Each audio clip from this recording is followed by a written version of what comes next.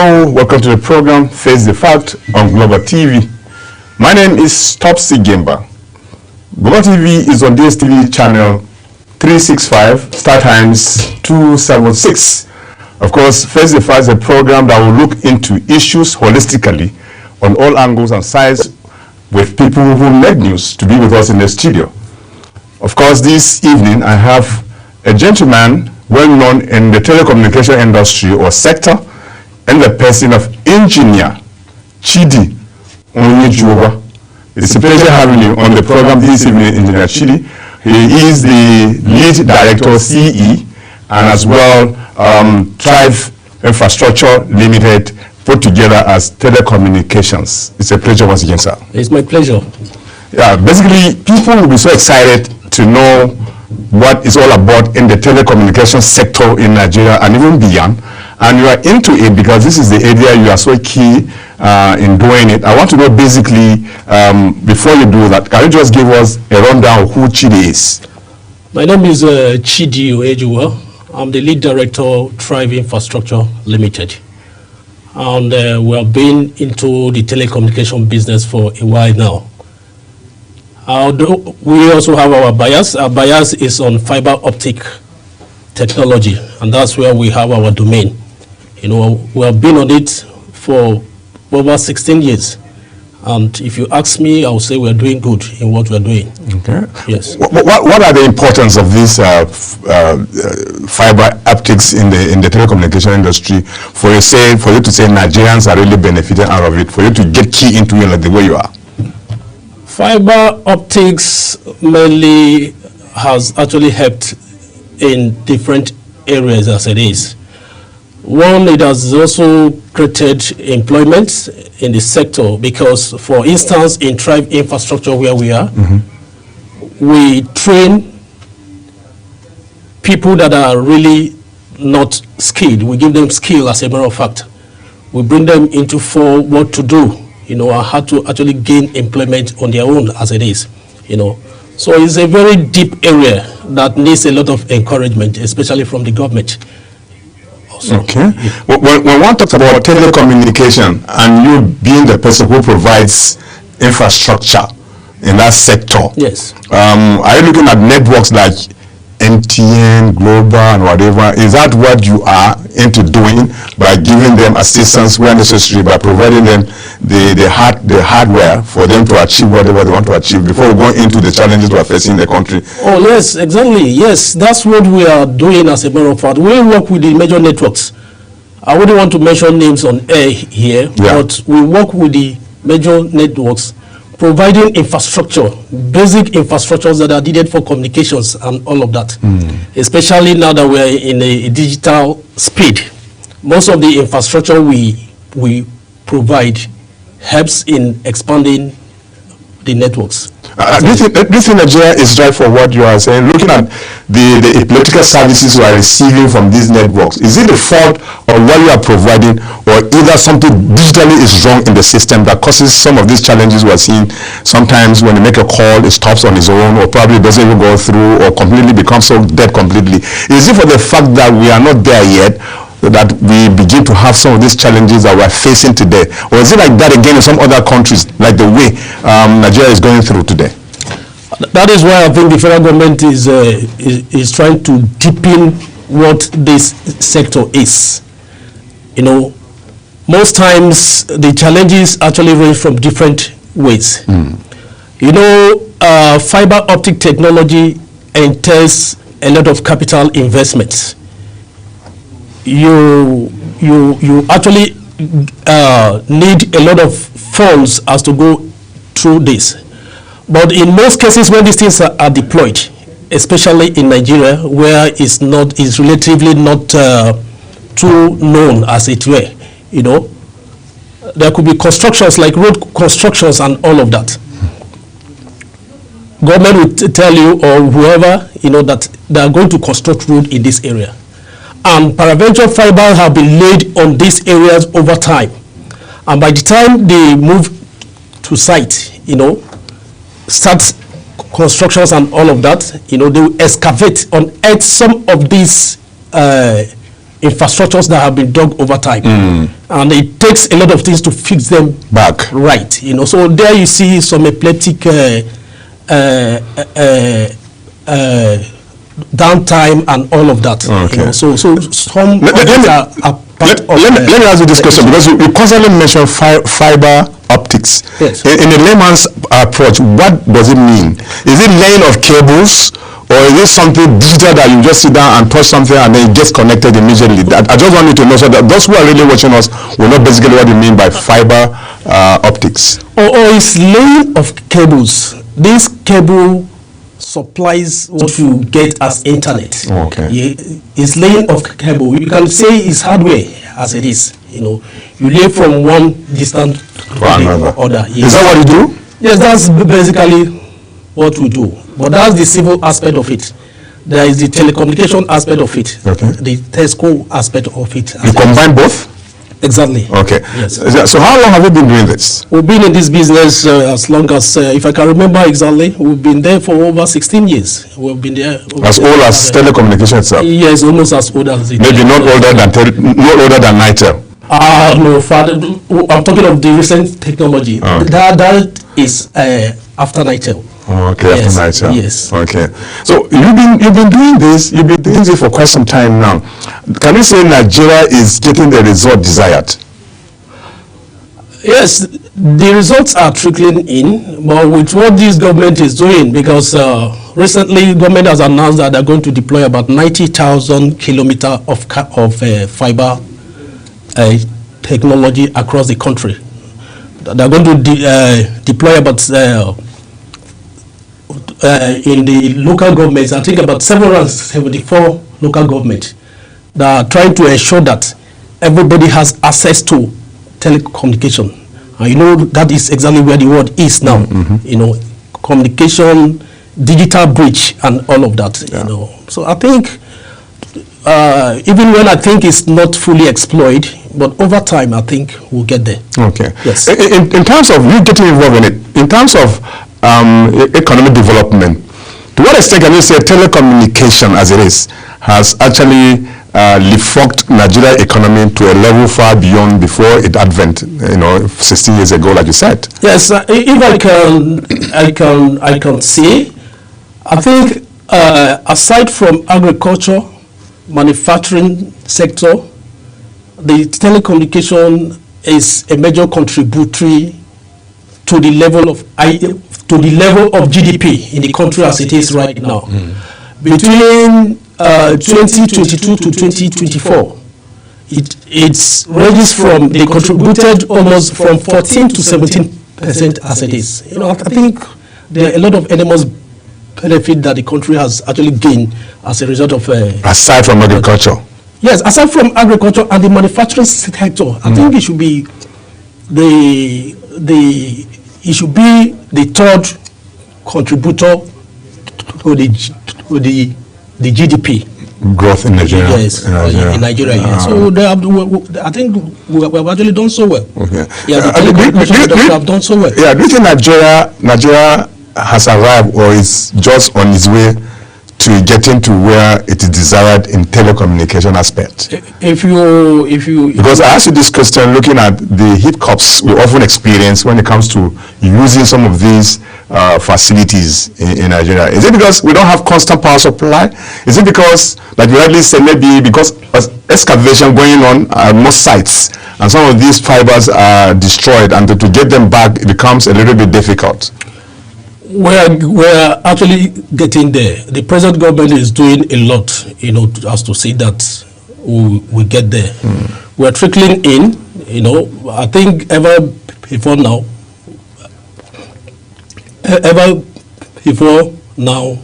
the telecommunication has not actually been that too known everywhere as it is, especially when it comes to digital bridge and all of that. We're getting there, but I think I will also advise that more funds are really invested in this area. We're getting there. I think it's a process, as a matter of fact. It's really not yet exploited. It's really not very much exploited. As it trickles in, maybe in the next 5-10 years, most of these benefits will actually be coming in as it is. As a company, are you found all over Nigeria, or you are restricted to given places like Abuja, for instance? Because I asked you this question looking at the rural setting, where the population is huge there, and that's where most of these things we need to do are derived from those communities, not just city dwellers like Abuja is. So if you are only found in Abuja, when do you think your services could get to people who are basically in rural areas where they need such services, to carry out certain functions in the society? As a company, Thrive Infrastructure Limited operates in all the geographical zones in this country. And that has really exposed us to even know more about the country. But I know as time goes on, funds being deepened, government trying to do what they need to do, as a matter of fact, it will get across all over the country as it is. Because like I mentioned earlier, the federal government announced that they are going to launch out 90,000 kilometers. Right now we are on 35,000 kilometers as it is. 35,000? Yes, as it is now. So by the time they launch out 90,000 kilometers, that will expand from maybe 4 or 5 years or so, we'll be looking at 125,000 kilometers.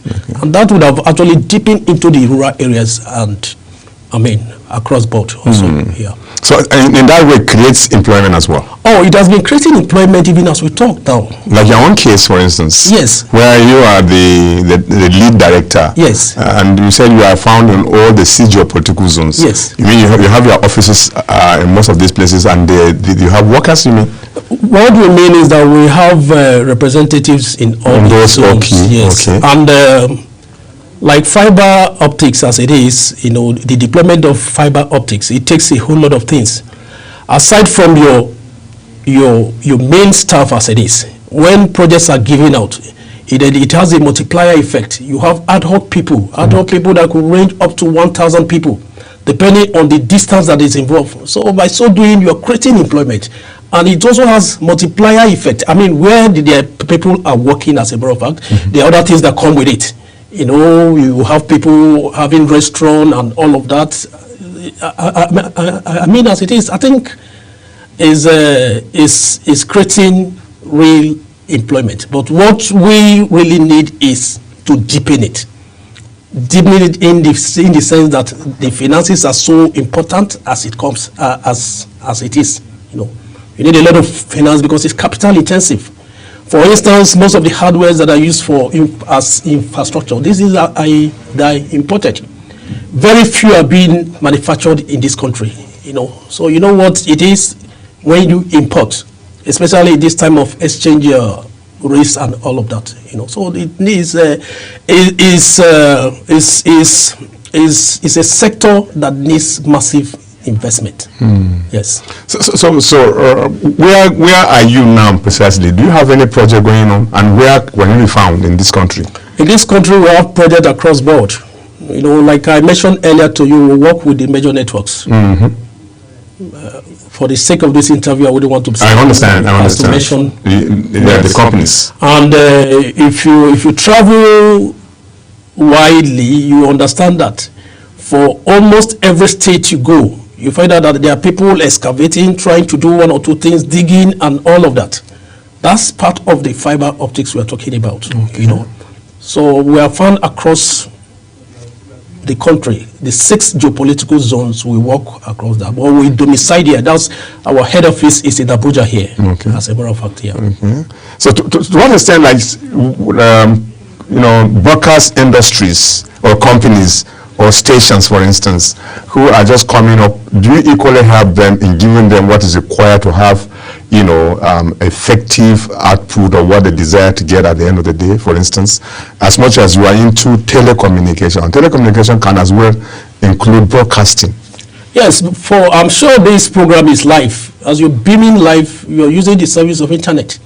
As a matter of fact, it could be epileptic once in a while and all of that. But as consolidations goes on with what the federal government is bringing on board as it is right now, I think everybody will be happier for it. Okay. Especially your industry.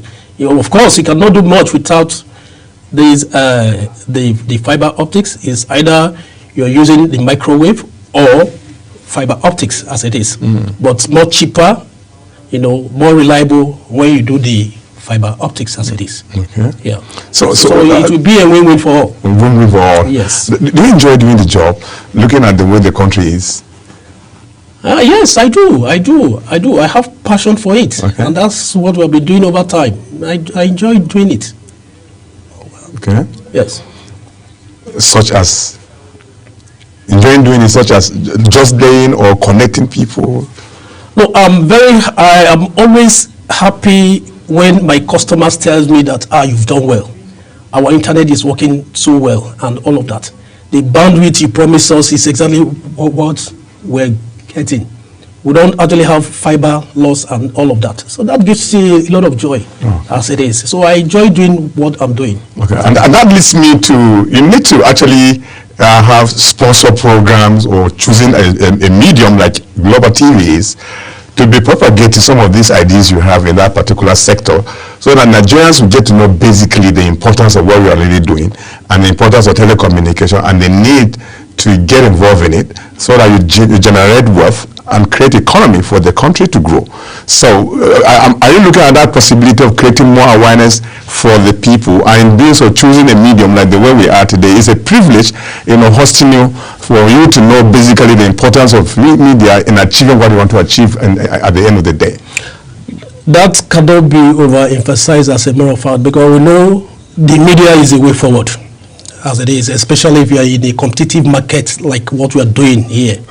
And again, we are in a competitive world, and the only way you can carve a niche out for yourself is through the media. And we also think Global TV is on top of it.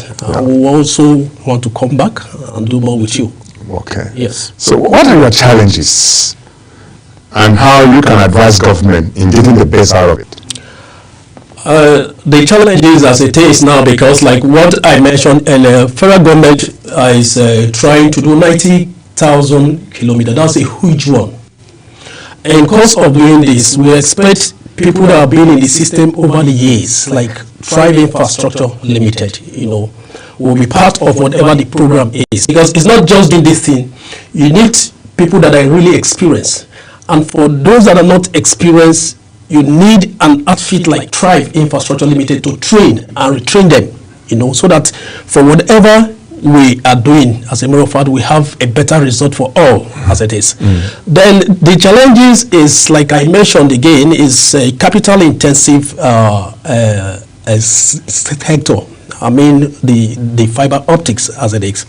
So we also need assistance from the government, and here in Nigeria the banking sector are not really helping matters.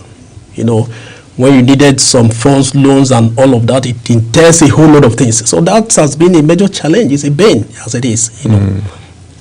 Then other one could be cost of importing infrastructure needed to execute jobs over time.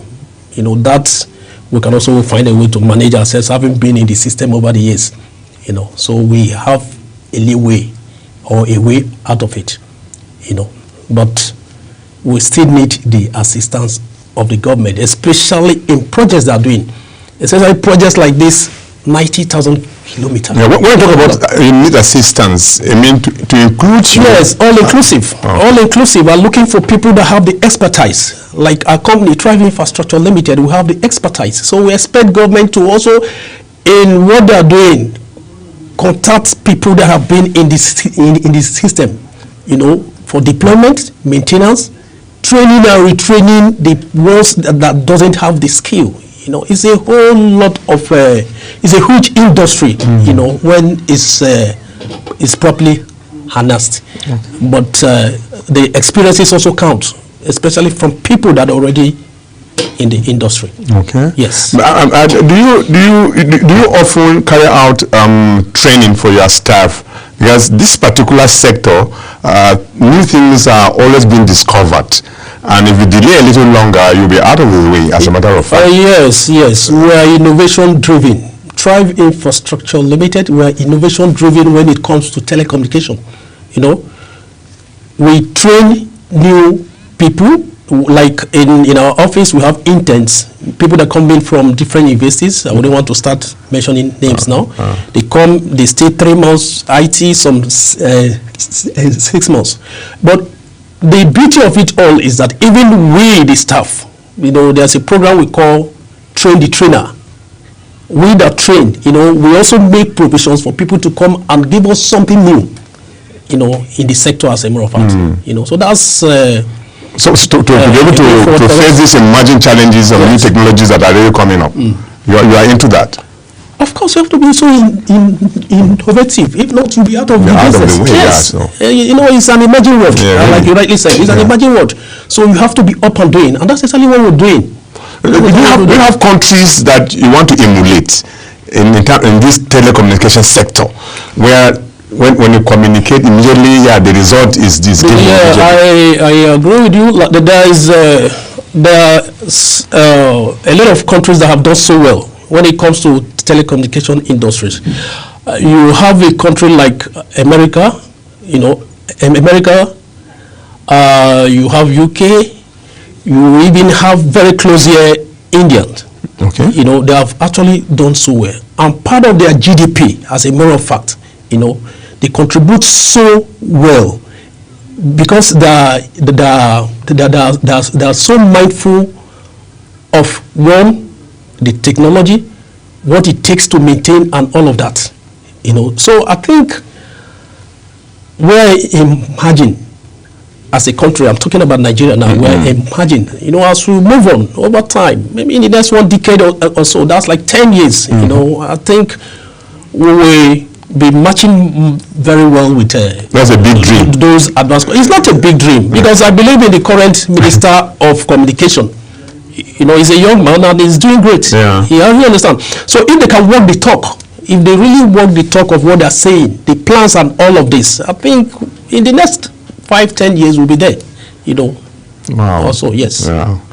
How did you just get yourself involved in this thing?